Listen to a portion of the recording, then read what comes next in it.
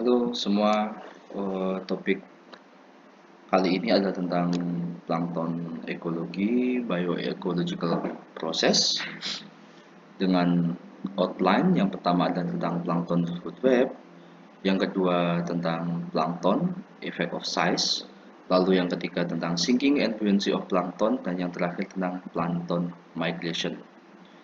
Kita langsung ke topik pertama, plankton food web. Oke. Di slide ini Anda bisa lihat ada grafis tentang food web dari plankton. Yang perlu kita garis bawahi di sini, Anda bisa lihat gambar yang sebelah kiri.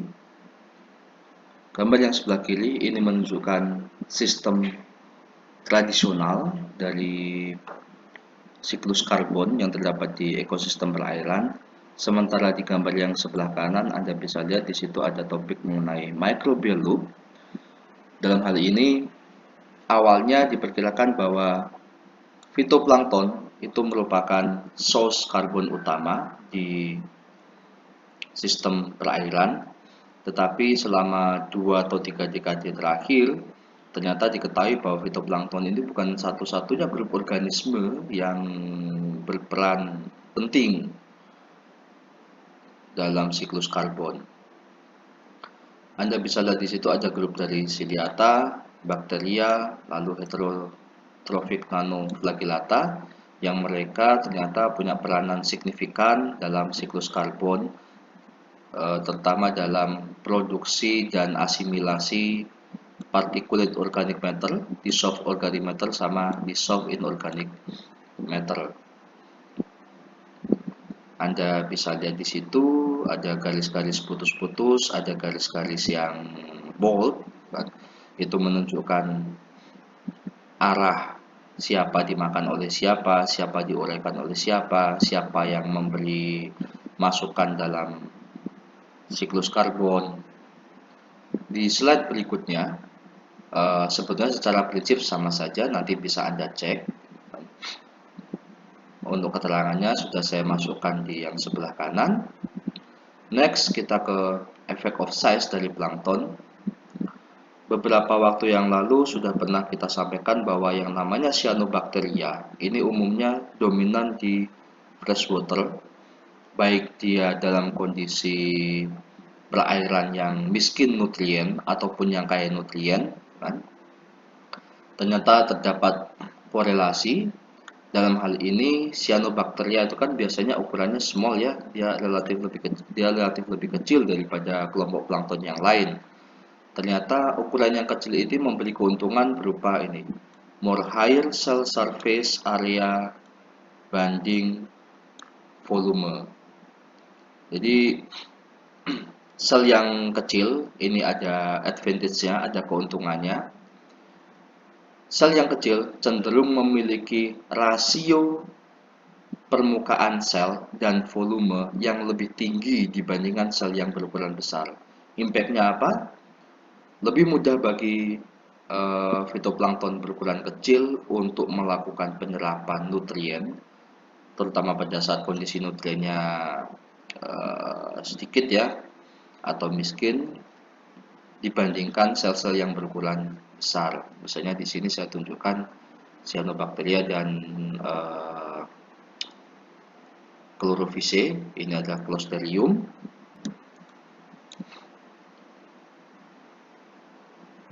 Anda juga bisa cek di box yang paling bawah. Biasanya sel-sel fitoplankton berukuran besar itu hanya melimpah ketika ada nutrien in crisis. Jadi kemelimpahan dari sel fitoplankton yang ukuran besar itu terutama hanya terjadi ketika ada ekses nutrien yang masuk ke dalam perairan. Ini akan kita bahas lebih lanjut di materi berikutnya. Kita langsung ke bagian ketiga, sinking and buoyancy pada plankton. Nah, di box yang paling atas Anda bisa cek bahwa plankton itu perlu untuk memaintain position pada kedalaman tertentu dengan kecukupan resource. Dalam hal ini adalah nutrien dan cahaya untuk fitoplankton serta makanan untuk zooplankton. Jadi bagaimanapun juga, sekalipun pergerakan plankton itu sangat terpengaruh oleh arus, gitu kan, tetapi plankton tetap perlu menjaga posisinya pada kedalaman tertentu di kolom perairan untuk mendapatkan nutrien dan cahaya untuk fitoplankton atau makanan untuk zooplankton. Dan densitas plankton itu cenderung lebih besar daripada densitas air laut, sehingga plankton cenderung tenggelam. Untuk mengantisipasi hal ini, ada beberapa mekanisme yang dikembangkan. Yang pertama adalah mekanisme pengurangan berat lebih, lalu produksi vakuola gas dan akumulasi minyak dan lemak, serta peningkatan resistansi terhadap kemungkinan tenggelam. Ini biasanya dilakukan dengan modifikasi struktur morfologis berupa perluasan area permukaan sel tubuh sehingga dia bisa meningkatkan hambatan permukaan. Semakin tinggi hambatan permukaan, maka kemungkinan tenggelam akan semakin kecil. Kita cek untuk mekanisme yang pertama, pengurangan berat lebih. Ini misalnya pada Noctiluca, pada zooplankton seperti Salpida, Ctenophore, dan Heteropod. Lalu pada cumi-cumi di laut dalam, Cransid squid. Untuk pengurangan berat lebih, mekanismenya dilakukan dengan merubah komposisi cairan tubuh sehingga kerapatannya menjadi lebih kecil daripada kerapatan air laut. Masalahnya ketika terjadi perubahan ion, kemungkinan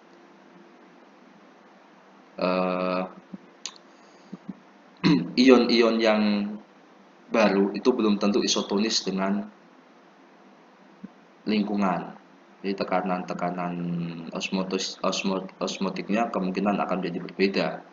Nah, solusinya banyak plankton bisa merubah komposisi cairan tubuh dengan ion yang lebih ringan. Misalnya pada Noctiluca tadi, cairan tubuhnya mengandung banyak NH4Cl, dia sifatnya isoosmotik dengan air laut tetapi lebih ringan. Lalu misalnya pada Salpid, Ctenophore, dan Heteropod, dia bisa secara aktif mengganti ion berat seperti SO42- dengan ion klorid yang lebih ringan namun tetap isoosmotis. Lalu pada Cransid squid kurang lebih sama dengan Noctiluca mekanismenya. Untuk mekanisme yang kedua, ini umum terjadi pada zooplankton dan beberapa fitoplankton juga, yaitu melalui akumulasi lemak dan minyak. Di sini dicontohkan misalnya pada Copepod, Anda bisa lihat di bawah karapasnya ini. Nah, di sini juga. Jadi mereka menyimpan lemak dan minyak itu di bawah karapas, di mana selain membantu untuk buoyancy, juga bisa digunakan sebagai cadangan makanan. Jangan lupa minyak itu lebih ringan daripada air ya. Karena hal ini juga, karena si Copepod ini banyak lemak dan minyaknya, biasanya dia menjadi pakan preferensial bagi predator, terutama kelompok larva ikan atau ikan yang sifatnya planktonivore. Berikutnya, produksi vakuola gas ini banyak juga terjadi pada zooplankton. Yang paling gampang contohnya ya, beberapa fitoplankton juga punya si vakuola gas, misalnya Volvox gitu kan. Nah, misalnya di sebelah kiri Anda bisa lihat ini ada ubur-ubur untuk Wasteman of War. Anda bisa lihat belnya dia itu berada di atas permukaan air, sementara lengan dan tentakelnya berada di bawah permukaan air kan? Jadi supaya dia bisa tetap mengapung, belnya ini isinya cuma udara kan? Jadi ringan sekali. Selain mengapung juga dia bisa gampang tergerakkan oleh air. Lalu misalnya pada Siphonophore, ini sebetulnya ada satu koloni ya, satu bulatan ini satu individu. Mereka punya banyak vakula gas di situ. Misalnya juga pada siput Ianthina, memang siput tapi juga masih termasuk dalam grup plankton karena lifestyle-nya dia ya. Anda bisa lihat dia punya bubble-bubble, gelembung-gelembung gas yang digunakan untuk mengapung. Ini batas permukaan airnya. Berikutnya, mekanisme untuk mencegah sinking dan buoyancy adalah melalui increasing drag. Dengan prinsip dasar, ketika dua benda dengan berat yang sama tetapi luas permukaannya berbeda, maka kedua benda tersebut akan jatuh dengan laju yang berbeda. Misalnya pada Ketoceros, kalau adaptasinya ya, pada Seratium. Anda bisa lihat di gambar yang sebelah pojok kiri atas, ini ada Ketoceros. Unit fungsional dari Ketoceros sebetulnya hanya di sini saja, tetapi dia punya perluasan berupa seta-seta seperti ini. Nah, seta-seta ini sangat membantu untuk meningkatkan luas permukaan selnya, sehingga dia relatif lebih sulit untuk tenggelam. Yang sebelah kanan ini larvanya Brachyura. Hewannya cuma segini, tapi Anda bisa lihat dia punya duri yang panjang betul. Itu juga meningkatkan hambatan permukaan. Ini pada Seratium yang fungsional sebetulnya hanya di sini, tapi dia punya struktur tambahan juga. Pada fitoplankton, struktur tambahan ini juga memberi arti lebih, yaitu untuk menyimpan large number of chloroplast, sehingga dia bisa meningkatkan kemampuannya untuk memanen cahaya untuk fotosintesis. Sementara bagi zooplankton, misalnya larva Brachyura, ini kan sekalipun hewannya kecil, tapi karena ada tambahan struktur, jadinya dia kelihatan gede, kelihatan lebih besar, sehingga lebih susah untuk dimakan oleh predator. Increasing drag yang lain misalnya pada velamen, misalnya pada Sapilina, pada cacing panah sakita, gitu kan. Tubuhnya cenderung pipih, hampir seperti pita, sehingga dia relatif sulit untuk tenggelam, lebih mudah untuk mengapung dalam hal ini ya. Nah, bab berikutnya adalah tentang migrasi plankton. Migrasi plankton ini sebenarnya terjadi pada fito dan zoo. Kalau pada zooplankton itu rata-rata pada krustase, terutama kopipod, ada juga jellyfish. Lalu untuk yang pada fitoplankton, misalnya pada kelompok cyanobacteria, migrasi yang di sini yang dimaksud di sini adalah migrasi secara vertikal diurnal. Maksudnya diurnal itu terjadi secara harian. Nah, ini diurnal vertical migration. Kalau pada zooplankton, misalnya kopepod ya, mereka akan bergerak menuju permukaan pada saat malam hari dan akan turun pada saat siang hari. Di gambarnya sini Anda bisa lihat pada saat sunrise, si kopepod warnanya putih ini berarti lambungnya masih kosong. Dia akan, bukan pada saat sunrise ya, pada saat sunset dia akan naik ke permukaan. Di dekat permukaan dia makan fitoplankton. Semalaman dia berpesta di situ.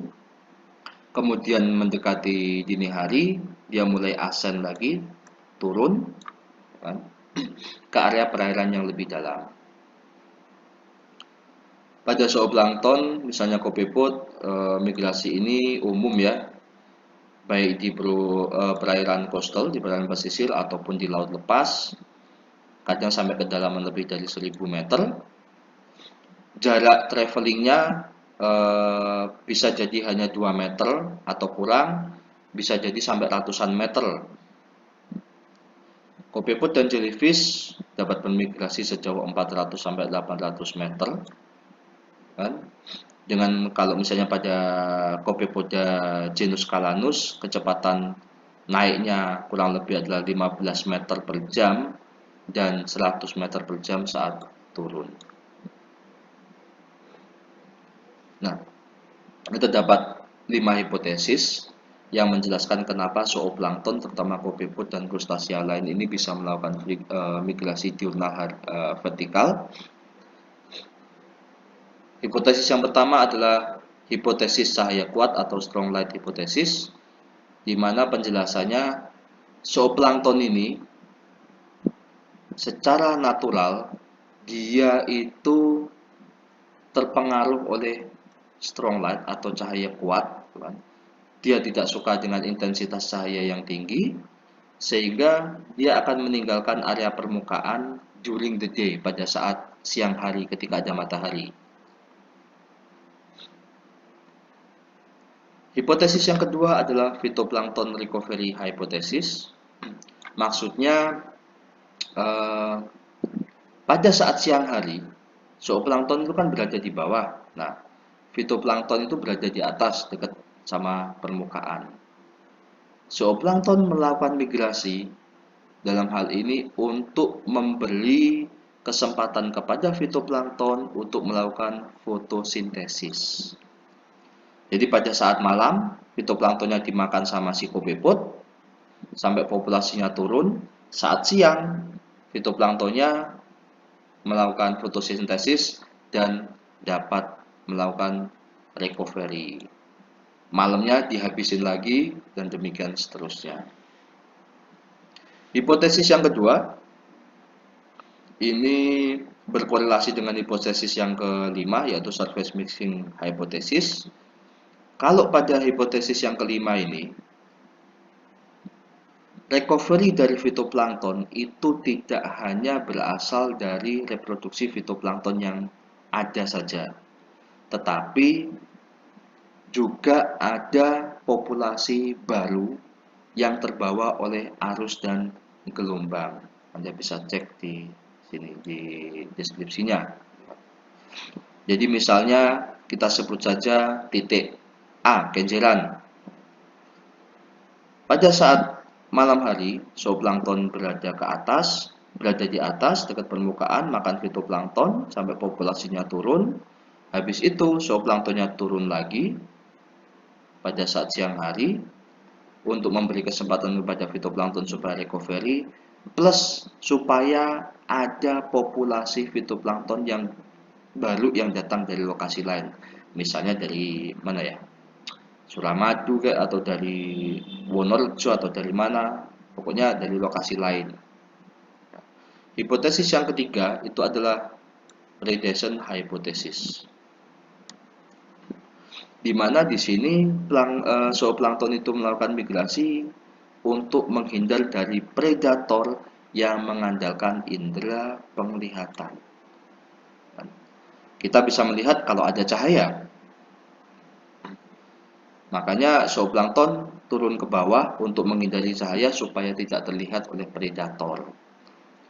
Dari banyak hipotesis, mungkin ini yang paling reasonable ya sejauh ini, yang paling banyak dilakukan penelitian untuk menguji hipotesis yang ketiga.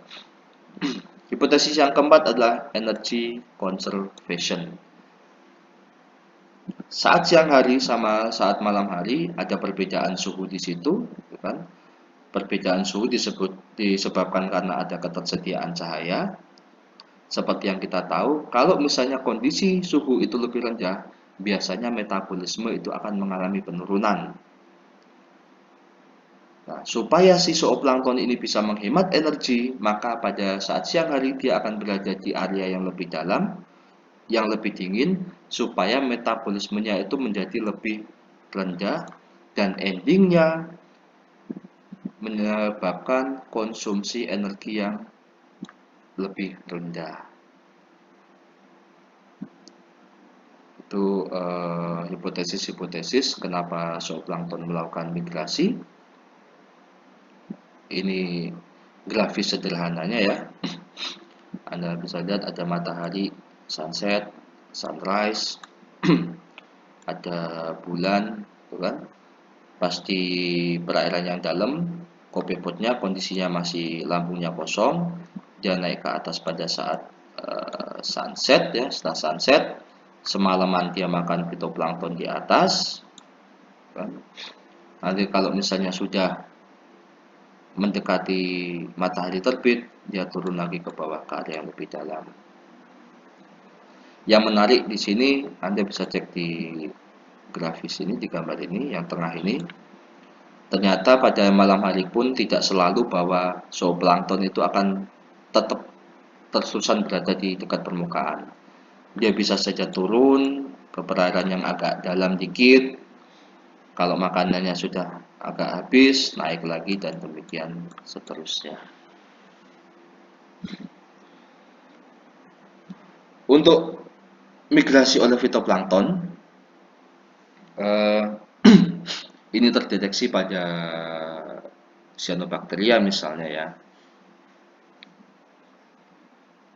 Anda bisa lihat sel yang berwarna merah, sel fitoplankton yang berwarna merah itu adalah sel-sel fitoplankton yang nitrogen rich, banyak kandungan nitrogennya. Pada saat pagi hari, fitoplankton ini akan naik ke area dekat permukaan. Dia dalam kondisi rich nitrogen ya, kondisi kaya nitrogen. Dekat permukaan dia melakukan fotosintesis, asimilasi sampai nitrogennya mendekati habis, kan? Ketika nitrogen sudah mulai habis, si fitoplankton ini akan kembali ke area dekat dasar perairan atau perairan yang lebih dalam untuk mendapatkan lebih banyak nitrogen.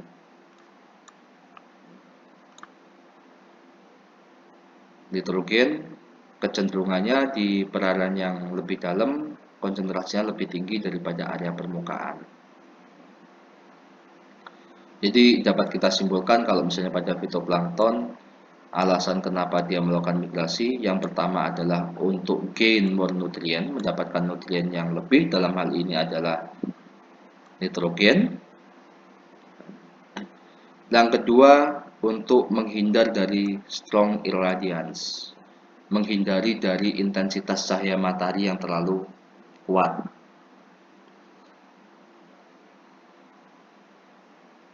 Makanya dia turun ke bawah. Turun ke bawah ini untuk dapat nitrogen lebih sama untuk menghindari intensitas matahari yang terlalu kuat. Jadi memang pada fitoplankton pola migrasinya berbeda dengan zooplankton. Ini terjadi terutama pada cyanobacteria. Mungkin Anda akan bertanya-tanya, loh, kalau misalnya fitoplankton itu pada saat siang hari, pada saat pagi hari itu banyak di permukaan, sementara kalau misalnya malam dia cenderung berada di bawah, terus kapan ketemunya sama zooplankton? Migrasi untuk fitoplankton itu biasanya terjadi pada cyanobacteria, dan cyanobacteria ini bukan pakan preferensial bagi zooplankton sebetulnya. Jadi tidak semua fitoplankton melakukan migrasi. Bila sekiranya nanti ada pertanyaan yang lebih lanjut, silakan Anda tuliskan di forum diskusi di MyITS Classroom, atau Anda juga bisa langsung kontak saya via WhatsApp. Oke, mungkin itu dulu untuk yang biologi dari plankton. Materi yang lebih kompleks akan saya sampaikan di selanjutnya. Terima kasih.